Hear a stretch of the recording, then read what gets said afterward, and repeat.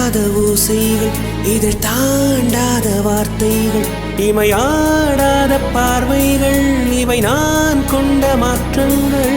சொல் என்னும் ஓர் நெஞ்சம், எனில் என்னும் ஓர் நெஞ்சம், எதிர்பார்க்காமல் என் வாழ்வில் ஒரு போர்க்காலம் ஆரம்பம். இதயம்